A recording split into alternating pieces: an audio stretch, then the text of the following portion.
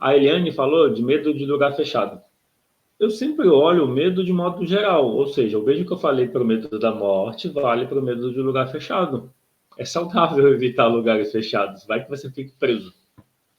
Então, mas o que eu quero dizer é, se você só evitar lugares fechados, exemplo, ao invés de ir de elevador e de escada, até é saudável de novo.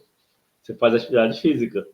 Então, ter medo de lugar fechado só é um problema se você não tiver uma escada para você subir, mas se tiver, você está fazendo exercício.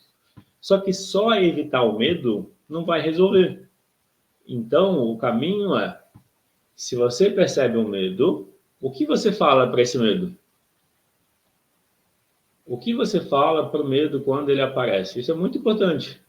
Por exemplo, se o medo aparece, o medo de lugares fechados, você está sentindo ele, aí você fica com raiva e se cobra, porque eu ainda tenho medo, como que eu faço? Se ter medo é um problema, e você trata isso como um problema, é mais provável que ele demore a passar. Se você olhar para o problema como, não como um problema, mas como uma mensagem, como se fosse alguém falando algo para você.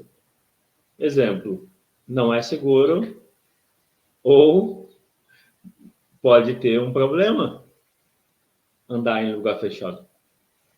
Você evita, mas cuida do sentimento.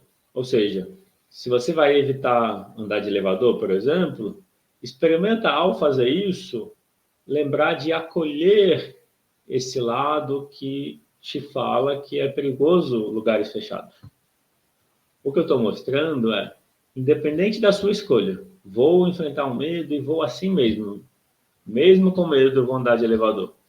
Ou, nem vou andar lá, vou pela escada que é mais seguro. De escada não tem como ficar preso. Independente do que você faz, a Eliane disse, eu vou de olhos fechados. Então, Eliane, olha que interessante. Então, não seria o lugar fechado, porque fechar os olhos é mais fechado ainda. Já pensou nisso? Se tiver escada, eu vou de escada. Então, Eliane, fechar os olhos é um lugar mais fechado ainda. Já pensou nisso? Se você está no elevador, ainda tem um espaço aberto. De, sei lá, 2 metros, 1 metro para cada lado, 3 metros para cada lado. Mas se você fechou os olhos, é a sensação de não poder se mexer, de o lugar ser apertado, é que você fechou os olhos, ficou mais fechado ainda. A Eliane escreveu, mas eu imagino que não estou no elevador. E se você imaginar que está no elevador não estando, o que acontece?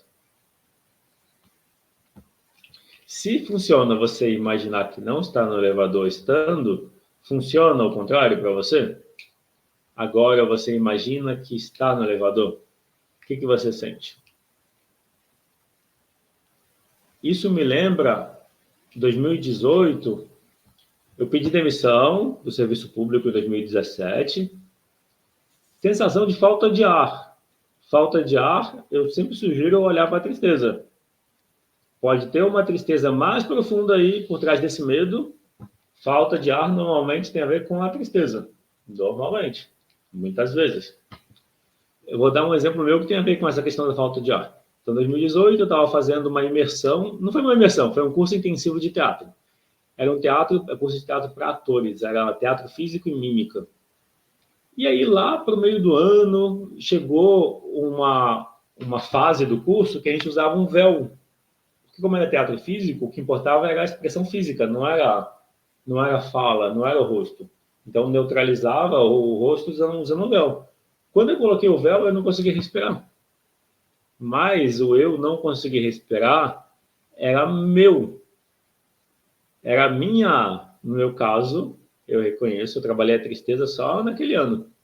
Então, o acúmulo de tristeza que eu escondia, com o controle, com a exigência, vinha quando eu colocava o véu. É como se a minha exigência, a pressão que eu colocava em mim mesmo, fechava a minha respiração. Então, quando eu coloquei o véu é um tecido fino. Dá para respirar tranquilamente. Mas a minha sensação com o véu era de não conseguir respirar.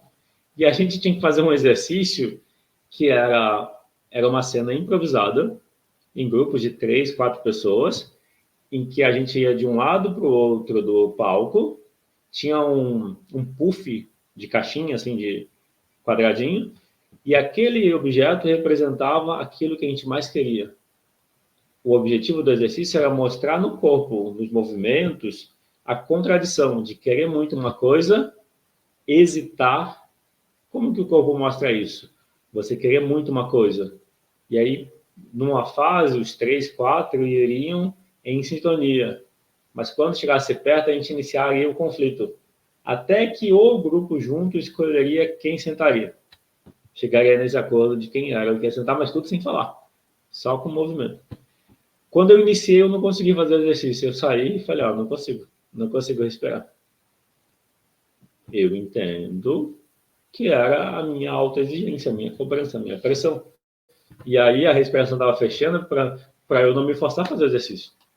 Isso foi de manhã. Isso foi uma terça, 10 da manhã. À noite, na terça, às 19, eu tinha um outro curso de teatro, teatro de máscara. Adivinha, no mesmo dia começou o dia, a máscara. Até então, a máscara tinha só até aqui. Então, dava para respirar. Uma máscara ficava só aqui em cima. Só que nesse dia, começava a máscara que pegava o corpo, o rosto todo. E aí, de novo, com a máscara, eu não conseguia respirar. Eu pensei, não, 2 vezes no mesmo dia, eu tenho que lidar com isso, eu tenho que resolver isso. Na verdade, eu quero resolver isso. Eu falei, eu tenho, mas eu tenho de eu quero. E o exercício era pior ainda do que o que eu fiz de manhã. E eram escolas diferentes. Eles não tinham contato um com o outro, não foi combinado. Mas, à noite, o exercício, eu lembro porque me marcou muito, por isso que eu lembro nesses detalhes. Tinha que escolher a máscara, testar, e nenhuma máscara que eu colocava eu conseguia respirar. Aí eu pensei, o que eu faço? Eu vou dizer que eu não vou fazer o exercício porque eu não consigo respirar 2 vezes no mesmo dia? Não, eu vou ter que dar um jeito, eu vou conseguir. Aí eu pensei, o que eu faço? Eu colocava a máscara, eu deixava a mão embaixo da máscara assim, porque aí eu conseguia respirar. Então a máscara tapava todo o rosto, eu botava a mão aqui e afastava um pouco.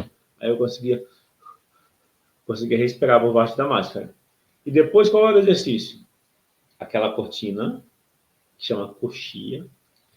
A gente estava no grupo de 11, 12 pessoas. E aí a instrução era, vocês vão atrás da coxia, cada um no seu tempo, entra embaixo de uma lona. Eu já não conseguia respirar com a máscara, imagina, eu vou entrar embaixo de uma lona. Eu pensei, caramba, a vida está me desafiando mesmo a superar esse desconforto. Eu não sabia que seria uma dificuldade, eu não imaginava que seria. Só que aí o que eu fiz? Eu pensei, qual a minha liberdade? Essa pergunta é muito importante. Qual a minha liberdade diante dessa situação? Qual a minha liberdade? Eu fiquei me perguntando isso. Aí eu lembrei, porque eu lembrei. Cada um no seu tempo entra embaixo da lona e começa a cena. A cena, de novo, era improvisada, só que com a máscara embaixo da lona. Eu pensei, vou ser o último? Cada um no seu tempo, vou ser o último. Eu ficava respirando assim. Quando o penúltimo passou, eu entrei. Só que eu fiquei no fundo, perto da coxia, com a lona levantada, me escondendo e com a máscara aqui. No que eu fiquei ali, eu percebi que os outros colegas do curso estavam brincando, se divertindo. De repente, aquela energia de brincadeira, aquela energia de brincadeira, assim, porque era um jogo teatral, cênico, eu me senti envolvido com aquela energia. Eu esqueci do incômodo da máscara, eu fechei a máscara e fui lá me envolver. Isso foi em 2018, então faz 6 anos. 5 anos e meio, 6 anos. E aí passou, nunca mais senti. E aí no dia seguinte, de manhã, eu usei o véu sem problema. Na verdade, incomodou um pouquinho, mas logo passou. Eu pensei, vou usar. O que eu percebi, essa situação de não conseguir respirar, era a minha própria exigência, me impondo um ritmo que estava além do que a minha emoção permitia. Em 2018, eu não sabia fazer o acolhimento das emoções.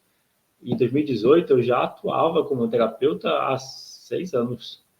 Então, eu não aprendi em nenhuma das terapias, das formações que eu fiz, e nem nas terapias que eu fiz, isso que eu estou falando sobre a tristeza. Esse aprendizado sobre a tristeza veio em 2020 para mim. E veio da prática, veio da minha busca.